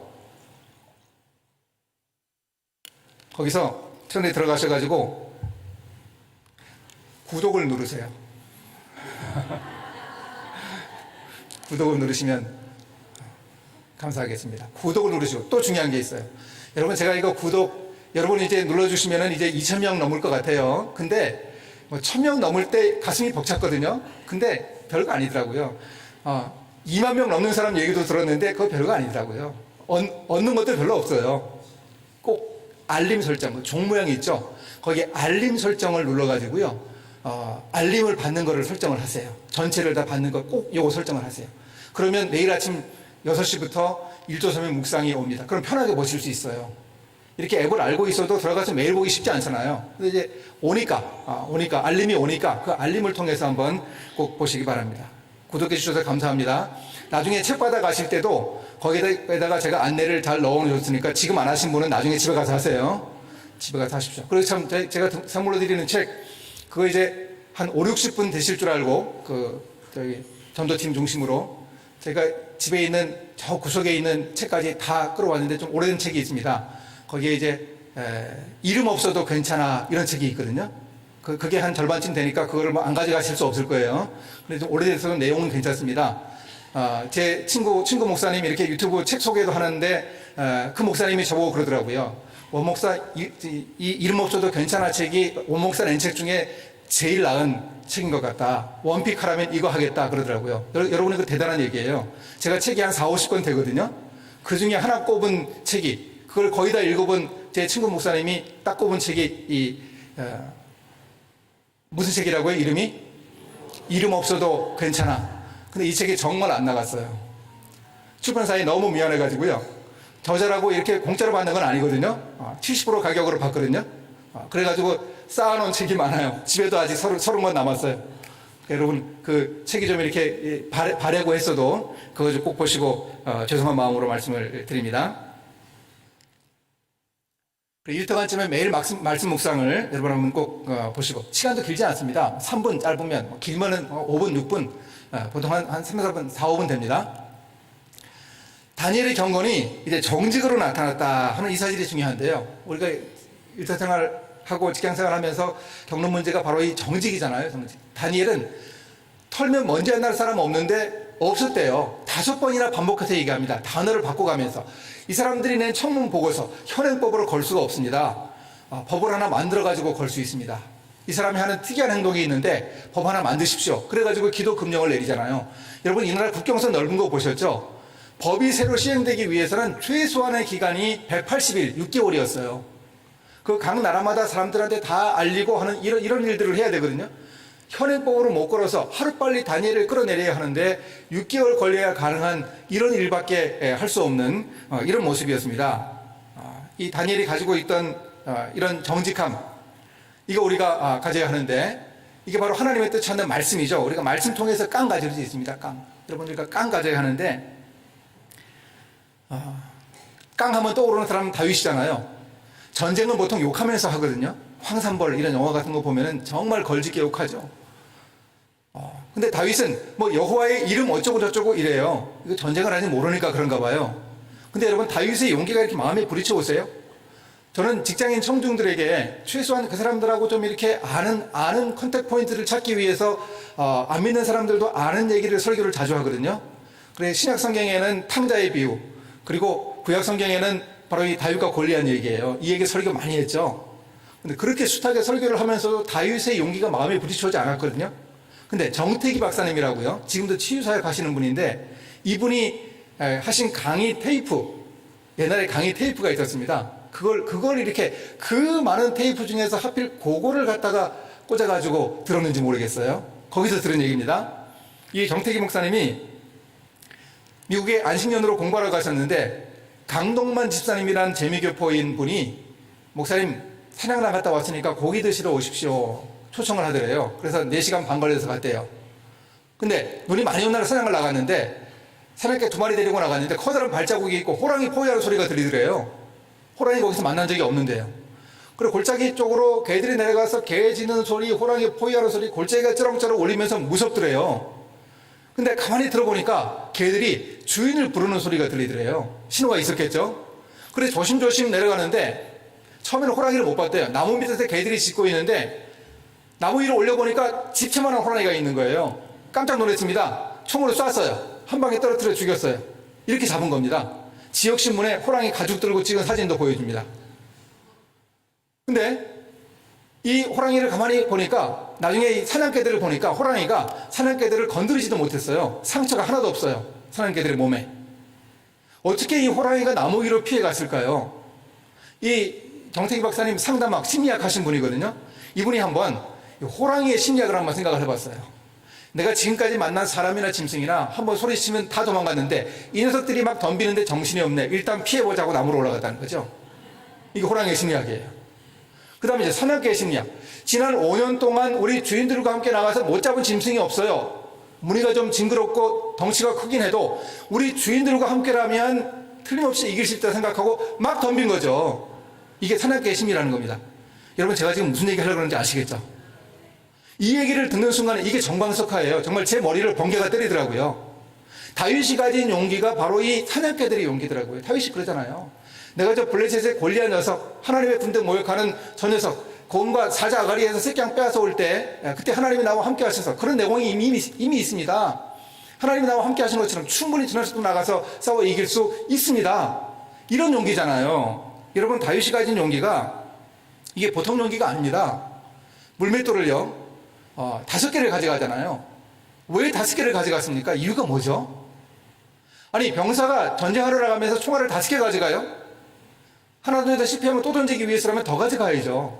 근데 왜 하필 5개를 가져갔을까요? 이유가 있죠. 그걸 왜 성경이 기록했을까요? 우리가 알고 있을까요? 성경이 답을 주죠. 사무엘하 21장에 답이 있습니다. 다윗이 이 이스비므롭이라고 하는 거인장소가 맞짱 떠서 부하 도움받아가지고 겨우 이겼습니다. 삽, 라흠이, 골리앗의 아우, 손가락 발가락이 6개씩 있는 육손이 거인, 장애인 거인을 다윗의 부하들이 죽입니다. 골리앗은 전에 죽였죠. 이렇게 5 거인들이 다 죽고 나니까 드디어 이스라엘의 평화가 찾아옵니다. 사무엘상 17장에 나오는 전쟁은 전면전입니다. 어떻게 할 수 있는가 하면 1절에 블레셋 군대, 8절에 이스라엘 군대, 이 군대라는 용어 자체가 한 국가의 정규군을 얘기하는 단어예요. 정규군끼리 맞붙은 전쟁입니다. 이스라엘 쪽에는 사울왕도 나와 있잖아요. 근데 저쪽에 다 나왔습니다. 골리앗이 앞에 서 있고 뒤에 4명의 장수들이 서 있습니다. 거인들이니까 좀 잘 보이겠습니까? 다윗이 물맷돌을 5개 가져간 이유가 뭐예요? 내가 돌 하나에 한 녀석씩 이 5 거인들을 다 상대하겠다, 이런 얘기입니다. 세상에 이거 제정신이 아니죠. 이게 자기 힘 가지고 하겠다고 하는 거겠어요? 그렇지 않을 거예요. 하나님이 주신 힘으로 가능하다. 이 용기가 바로 다윗이 가진 용기입니다. 우리가 이 용기 배워야 합니다. 근데 이 용기를 배우는데 정직하게만 하면 되는 거 아니잖아요. 여기도 대안이 필요합니다. 대안. 그저 정직하게 하기만 하면 되는 게 아니고 순교적 결단을 해야 될 때가 물론 있어요. 다니엘과 세 친구들 같은 경우에 다니엘의 세 친구들이 순교적 결단을 결심하잖아요. 신상 앞에 절하라 하는데 그건 못하겠다는 거죠. 하나님이 구해주실 겁니다. 안 구해주셔도 못합니다. 이렇게 확실하게 얘기하잖아요. 이런 순교적 결단을 해야 될 상황이 있어요. 여러분, 이런 상황 순교적 결단을 해야 될 때 결단하십시오. 근데 언제나 그런 건 아니에요. 또 점진적인 변화를 모색해야 되는 상황이 있어요. 다니엘과 세 친구들이 이름 바뀌고 학문 배우는 거 수용했잖아요. 의무를 다했잖아요. 자기들에게 돌아오는 권리, 음식 먹는 문제, 이거 거절했잖아요. 우리가 건수를 잡아야죠. 건수를. 모든 문제에나 다 걸려 넘어지는 걸림돌이 되면 안 됩니다. 그렇죠? 우리가 그리스도인됨을 드러내기 위해서 뭔가 하나를 잡아야 합니다. 믿음의 분량대로 그러잖아요. 믿음의 분량대로. 점진적인 결단, 차근차근 하는 거죠. 이것보다 더 어려운 경우도 있어요. 이거는 현실적인 결단인데 고육지책이에요. 바울이 자기는 이방인이 아니면서 이방인같이 되고 율법 있는 자가 아니면서 율법 있는 자 같이 됐습니다. 왜 그랬습니까? 한 영혼이라도 구하기 위해서 그랬다는 거죠. 고육지책을 가지고 해냈습니다. 이런 그 결단의 지혜를 제가 한 얘기를 통해서 말씀을 드리려고 합니다. 중국 수저우에 거기에 우리나라의 S전자 공장이 있어요. 여러분 잘 아시는 공장이에요. 거기에 이제 노트북 케이스를 이렇게 만드는데 뭐 검은색, 은색 이런 걸 주로 했어요. 흰색 이런 걸 주로 하다가 젊은이 취향 반영한다고 컬러풀한 다양한 색깔의 노트북 케이스를 갖다가 적용하기로 이제 결정을 내렸습니다. 구매 담당하는 분이 구매를 이제 알아보는데 저기 대만의 예수도 타이 중에 있는 노트북 케이스 회사에서 이 컬러풀 노트북 케이스를 가장 좋은 제품을 만들더래요.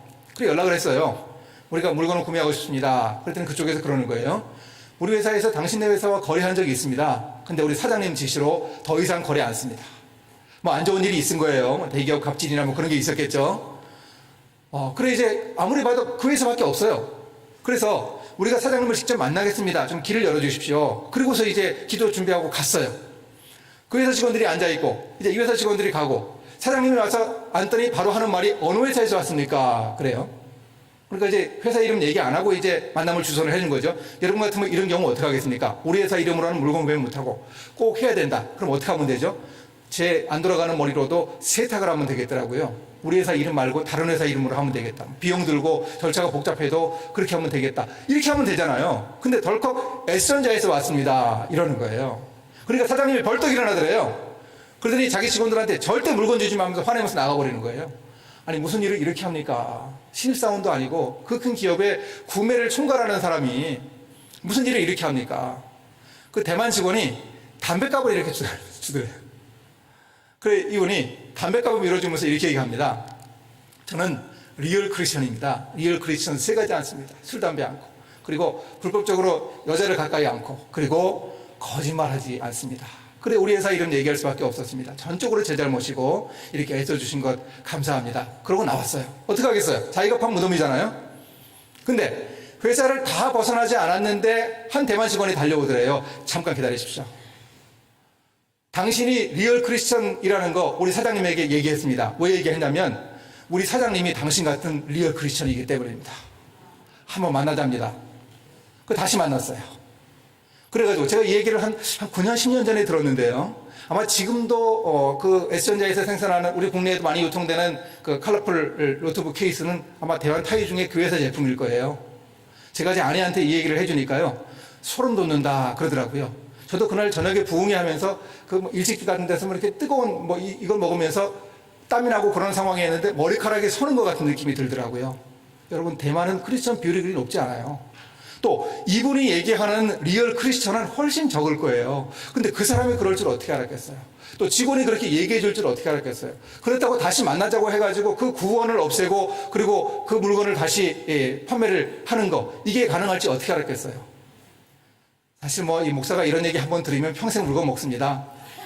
제가 이 얘기 한두 번 했겠어요. 이런 일 쉽지 않은 일이잖아요. 근데 여러분 이런 일에 우리가 힘이 나잖아요. 그죠? 제가 지금까지 말씀드린 얘기 중에 성경 얘기 여러분 모르는 얘기 있었습니까? 다 아시는 얘기잖아요. 근데 막상 이렇게 맞닥뜨려서 뭔가 해보려고 하면 잘 안 되거든요. 이런 이야기가 힘을 줍니다. 실패한 이야기도 도움이 돼요. 그리고 여러분도 셀 모임, 구역 모임에서 이 얘기를 나눴어요. 얘기를. 여러분이 겪는 얘기를 기도 제목으로도 내고 그 얘기를 나누면 이 이야기가 힘을 줍니다. 성령이 피차 가르치는 그런 은혜를 우리에게 주십니다. 이런 이야기를 통해 은혜 얻으시면 좋겠습니다. 이제 마지막으로 이 전도를 한번 좀 생각해보고 마치려고 하는데요. 12세기의 성 프란치스코가 이런 얘기했습니다. 복음을 전하세요. 언제나 필요하면 말을 사용하세요. 오늘 우리 시대의 전도 방법이어야 할 그런 당위성을 보여줍니다. 그렇잖아요. 그죠? 여러분 전도 폭발을 훈련받아서 하시는데 전도 폭발을 이렇게 적용할 사람을 만나기도 쉽지 않죠. 그죠? 그렇습니다. 이 상황에서 우리는 말을 하긴 해야 되는데 말을 하지 말라는 얘기 아닌데 우리 지금 이 시대는 우리가 삶으로 우리 자신을 보여줘야 합니다. 선교사님들이 선교 현장에서 맞닥뜨리면 피선교 지역에서 이제 전도의 대상들을 맞닥뜨리면 하나님을 알 수 있는 통로가 선교사님 자신이래요. 자신. 설교를 통해서일 수도 있어요. 전도를 통해서일 수도 있어요. 근데 하루하루 살아가는 삶, 마주치는 그 모습, 이 모습 속에서 하나님을 보여줘야 한다는 거죠. 그죠? 오늘 우리가 그래요. 오늘 우리가 바로 그렇게 전도할 수 있어야 되거든요. 다니엘이 그런 전도합니다. 다니엘이 저는 전도에서 다리오 왕이 하나님 믿었을 것 같아요. 물론 하루아침에 다신교 사상을 가진 사람이 그 만신전의 신들 대신에 하나님만 믿었다. 이거는 쉽지 않을지 몰라도 적어도 바벨론 만신전의 그 수많은 신들보다 하나님이 더 위대한 신이다. 이렇게는 생각한 것 같아요. 그러니까 이런 조서를 내리죠. 이거 다니엘이 초안했겠지만 그러나 이 다리오 왕이 도장 찍었을 거 아니에요. 결제했을 거 아닙니까? 믿었을 것 같아요. 하나님을 이렇게 하는 거 믿었을 것 같아요. 근데 다니엘은요, 동료들과의 관계에서 실패했어요. 관계 전도를 해야 되는데, 근데 하나님 믿는다는 이유로 관계에서 실패할 수 있어요. 못 잡은 먹어서 난리였어요. 죽이려고 그랬어요. 이 나이도 많은 사람. 다니엘 1장에 15살에 잡혀왔다고 보면은 지금 다니엘 6장의 상황이 몇 살인가 하면 81살이에요. 다니엘 나이가. 이 나이 많은 사람, 이런 사람 못 잡아먹어서 난리였습니다. 그런 상황이었어요. 근데 다니엘은 동료들과의 관계는 실패했어도 한 관계는 결코 포기하지 않았습니다. 누구와의 관계입니까? 직장 상사 다리오 왕과의 관계입니다. 사자굴에서 얘기합니다. 왕이여 만수무강하십시오. 이렇게 인사하고 싶으세요? 자기 간증합니다. 제가 이렇게 살아있음을 있음이 제 결백함을 증명해 줍니다. 자기 간증을 합니다. 이러면서 한 사람에 집중을 했습니다. 그러다 보니까 결국 그 사람을 얻을 수 있지 않았을까 생각합니다.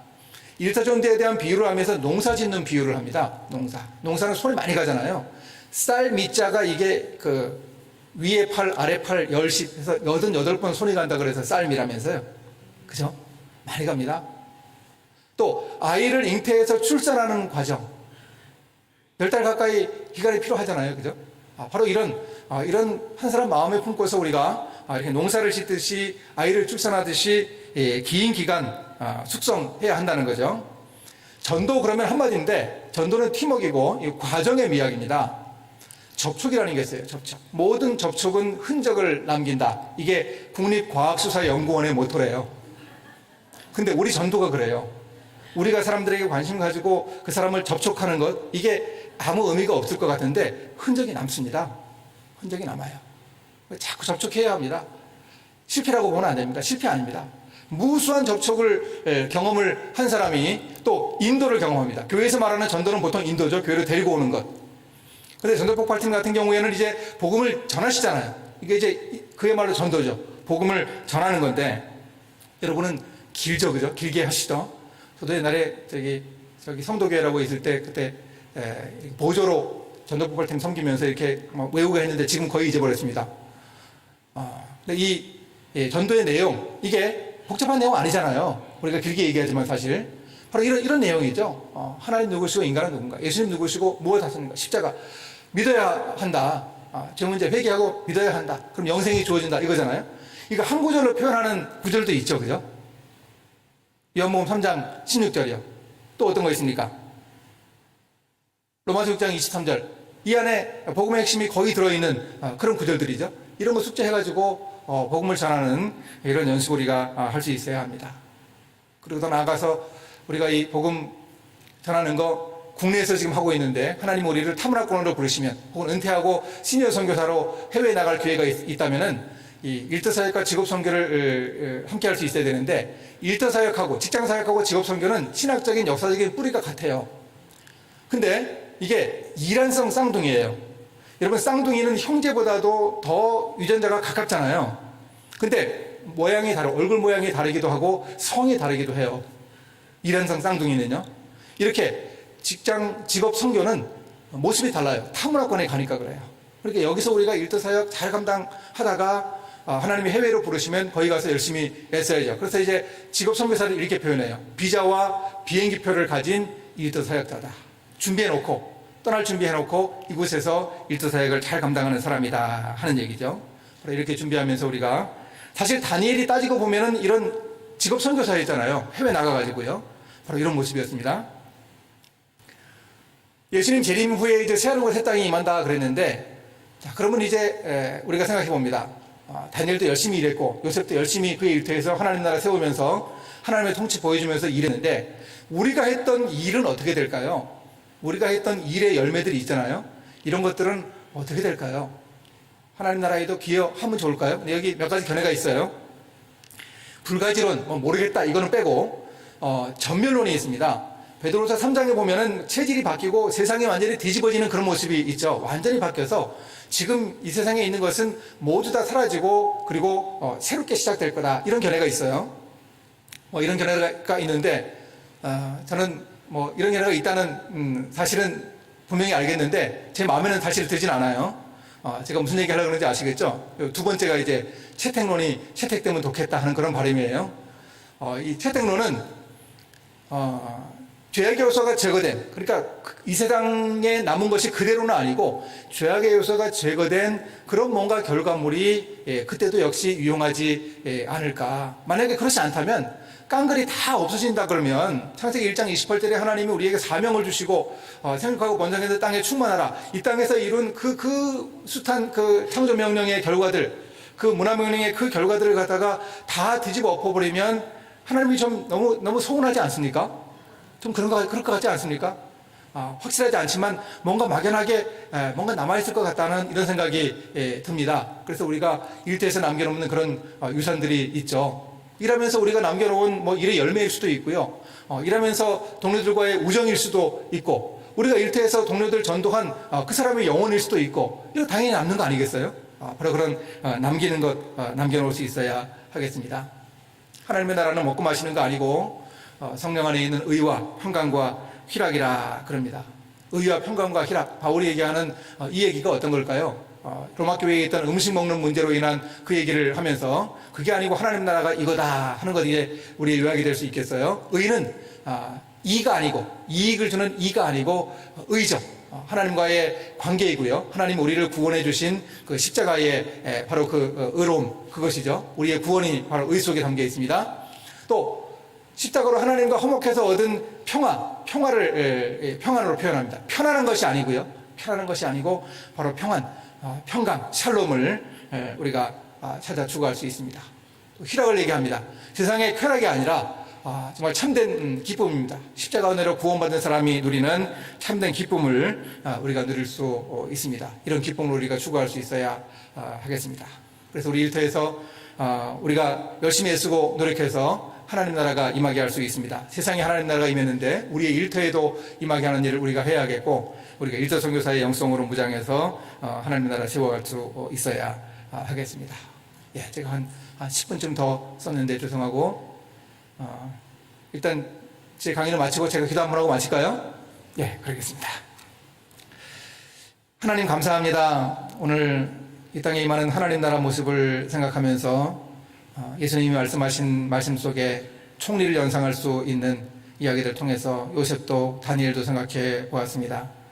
우리 일터에서 정말 하나님 우리에게 주신 귀한 특권을 가지고, 귀한 능력을 가지고 하나님 나라를 온전히 임하게 하는 그 일을 우리가 잘 감당할 수 있도록 주님 함께하여 주시기를 원합니다. 하나님 인도하시고 함께해 주옵소서. 사실 다니엘이나 요셉이나 이런 사람들 너무 대단해서 우리와는 거리가 멀다는 생각이 들 수 있습니다. 그런데 다니엘 이야기도 그렇고 요셉 이야기도 그렇고 이 이야기를 성경에 길게 기록해서 남겨두신 것은 우리가 그 사람들의 삶을 기억하고 또 따르고 모델로 삼고 모범으로 삼아서 애쓰고 노력하라는 하나님 말씀인 줄 압니다. 그렇게 노력할 수 있도록, 그래서 우리 일을 하나님의 기뻐하시는 귀한 사역으로 만들어갈 수 있도록, 일터에서 우리 사람들을 영혼을 구하는 그 귀한 일을 감당할 수 있도록 주님 온전히 함께하여 주옵소서. 감사드립니다. 예수님의 이름으로 기도합니다. 아멘. 고맙습니다.